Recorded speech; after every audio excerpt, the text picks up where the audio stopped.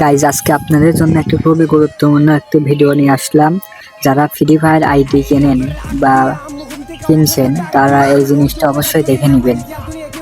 প্রথমে দেখে নেবেন, আপনি সেটিংয়ে যাবেন, সেটিংয়ে গিয়ে দেখবেন আপনার আইডির নাম চেঞ্জ হয় নাকি, এটা অবশ্যই দেখে নেবেন নাম চেঞ্জ হয় নাকি। যদি চেঞ্জ হয় তাহলে আপনার এনআইডি কার্ড বা জন্মনিবন্ধন কার্ড দিয়ে গেমিং আইডির নামটা চেঞ্জ করে নেবেন।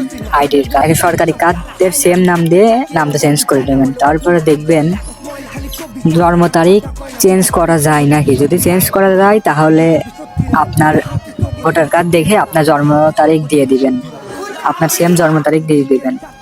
জন্ম তারিখ দিয়ে দেওয়ার পর এনআইডি কনফার্মেশনে ঢুকবেন। এখানে ঢুকে যদি কনফার্ম ইওর আইডেন্টিফাই যদি রাইট চিহ্ন দেখেন পাশে, তাহলে আইডি জীবনেও কিনবেন না, আইডি কখনোই কিনবেন না। যদি কনফার্ম ইওর আইডেন্টিফাই ওখানে রাইট চিহ্ন থাকে তাহলে কখনোই কিনবেন না।